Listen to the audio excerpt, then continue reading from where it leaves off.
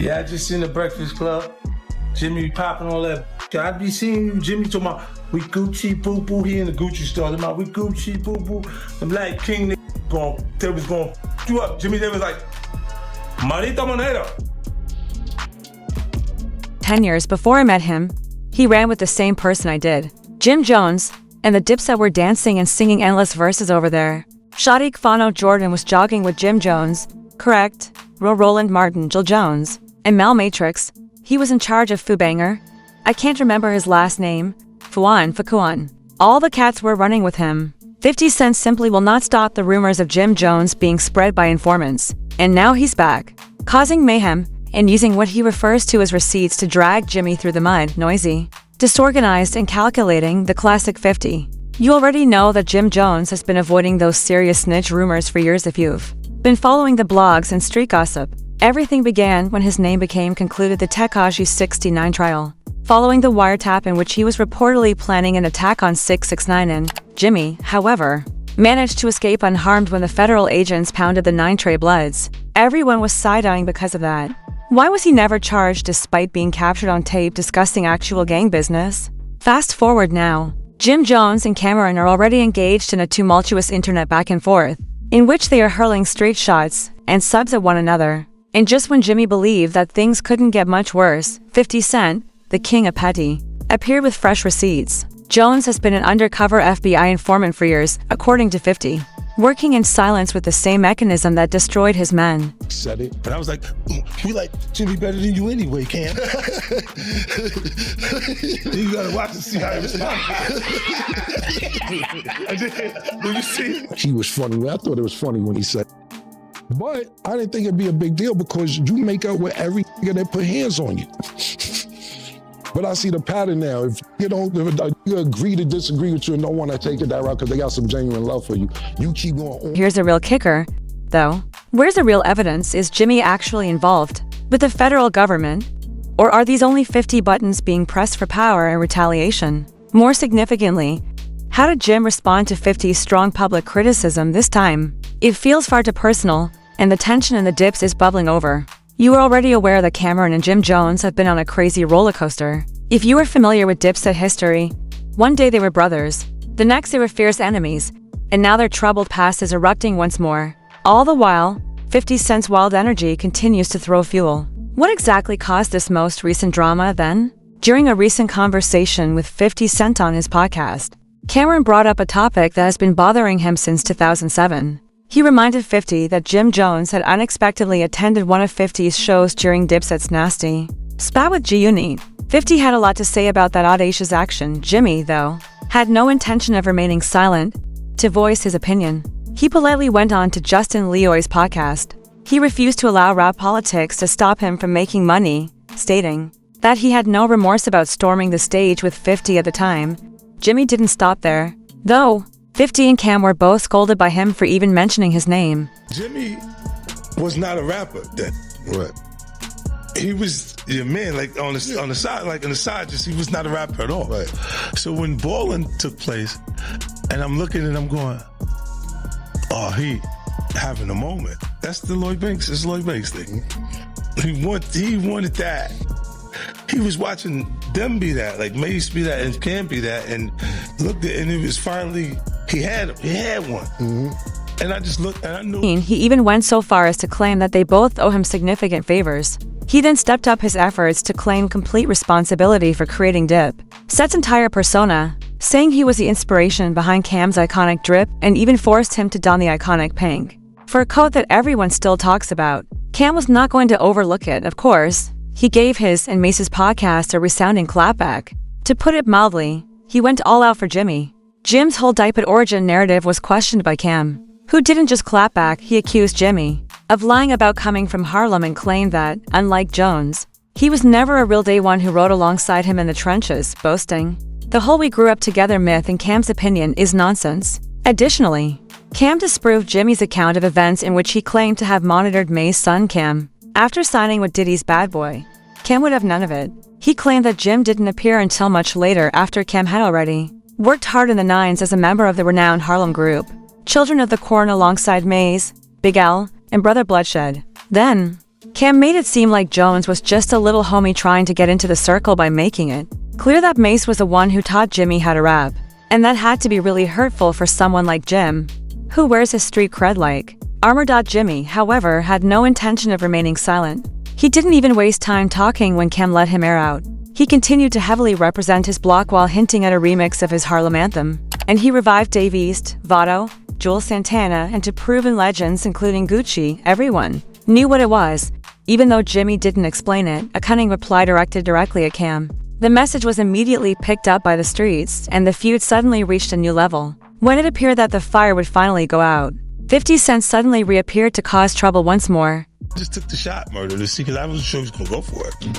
But I was like, we like Jimmy better than you anyway, Cam. You got to watch and see how he responds. And then when you see, he like, oh, like that. Give me this. Get me Jimmy. Yeah, tell him we want him. We want you at the show, Jimmy.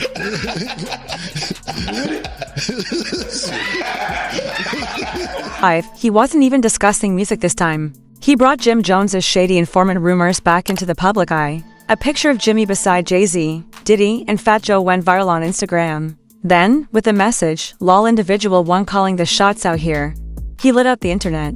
Individual 1, don't say anything to me. I know you're working. Fans quickly realized what 50 was hinting at because the shade was so loud. Was a clear reference to the persistent rumors that Jimmy was an FBI informant. During the contentious trial of Tekashi 69, in a wiretapped phone call that surfaced back when 6ix9ine was on trial for spying on his 9 Trey Bloods comrades, Jim was reportedly heard stating that 6ix9ine was no longer a gang member. He must have his rights violated. Benefit me because seem like you won't want to see nobody else win. Right. And I need to win. I gotta win in spirit. So, You heard? I didn't put all this work in for nothing. You dig? I didn't teach myself how to rap for nothing. I didn't jump all on this game to be famous for nothing. I need to capitalize and be just as famous as the most famous, most successful, rich person in this game also. I'm now in the game. I still gotta know, like, how did that work? You performing, like, They called me like, yo, you want to come out and perform at the show? Actually, 50 also made sure that the real transcript of the call was made public for background. Tekashi 6ix9ine was charged with federal racketeering and gun charges in 2018 along with 9 other members of a trade syndicate, one of New York's most dreaded bloodsads, by revealing street connections and bringing well-known identities into federal records. That case completely upended the rap industry. Additionally, 50s are now using it like ammunition, reinforcing the theory that Jimmy may have been collaborating with the federal government all along. For years, the federal government had been preparing a case on 9 Treys. When 6ix9ine eventually slipped, he quickly folded and turned full government witness in order to reduce the amount of time he was sentenced to. He was going on his notorious snitching rampage in that courtroom by September 2019, identifying names one after another. He provided the court with detailed information about gang operations that put several people in danger while testifying against his former 90 affiliates, including Anthony Harvellison, Al Jeremiah, Nuke Mack, and many others for Jim Jones. However, this is when things went wrong. Wiretap recordings brought his name into the proceedings. Tapes that purportedly showed Jimmy mixing it up with another 9 Trey heavyweight, Jamal Mel Murda Jones, were played during 6ix9ine's testimony. Jim sounded like he was planning his next move about 6ix9ine after he attempted to leave the gang. During those chats, the Fed's own tape reports that Jimmy stated that 6ix9ine must be broken. Many saw that as permission to attack the rapper with the rainbow hair. For 2 main reasons, that recording rocked the rap game in the streets. Aesthetic okay. for the diplomats. You heard? Dan and Cam's pink. You heard? And he'll tell it. Nah. All right. Sooner or later, he gonna have to tell it. Where he got the pink from. And push me under the bus and say, I ain't start this and I ain't do that. You started pink and you made the diplomats, which is just, if people choose to believe that, then look, I got a Brooklyn bridge. It first demonstrated that Jimmy was not merely loosely connected. Rather, he had direct connections to 9 high-ranking trade members. Secondly, it brought up the crucial point of why Jim was never charged. If he was captured on a government wiretap, purportedly discussing retaliation, Jones was released while others were imprisoned. People are constantly speculating about whether he is actually collaborating with the federal government because of this. Following the trial, both supporters and detractors demanded prompt answers.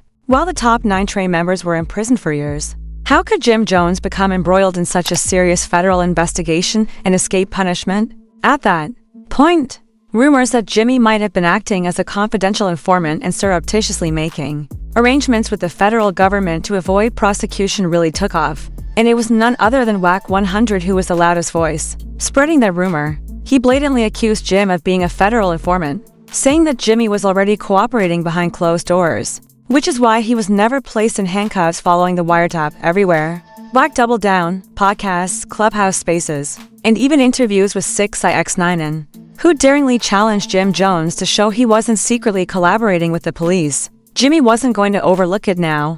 When he returned, he denied everything and called Whack a blatant liar and a cloud chaser, who was only attempting to damage his reputation. Here's the catch, though, Jim never really gave an explanation for why he wasn't arrested after being discovered on those wiretaps, even though he took down the informant label. And the streets continued to hum louder because of that silence to this day. Jim Jones' status as an informant has not been proven. There is no public record of his testifying or assisting law enforcement, and his name was never listed as a cooperating witness. The question that remains, though, is why he skated free. When others were severely beaten, there were still many unresolved issues because Jim was never charged. 50 Cent undoubtedly touched a nerve because Jimmy immediately clapped back. He responded by accusing 50 of being dishonest and even shared a stylish photo of himself at the pool with the remark, "Why do you persist on lying, lol? I'm going back to sleep," he added, dismissing the entire situation. Matrix 2. Free mail. It is inverted. Here's the issue, though. Many fans simply don't believe Jim, regardless of how strongly he denies such informant stories. The identical question is raised each time the subject is brought up again. When nearly all of the other 9 Trey members were taken, how did Jimmy get away with it? And the fire won't go out since 50 people are trolling and bringing up the topic all the time. Even fan hypotheses are being posted online. One wrote, Jim Jones, a high-ranking gang member, essentially ordered a hit on someone by telling his cousin, another high-ranking gang member, he didn't get arrested, but the person he told it to did. No, buddy, there's a stench in Denmark. 6ix9ine informed the world that there were many additional snitchies, but no one seemed interested in hearing it. The streets aren't laughing, even though Jimmy might laugh it off at the pool.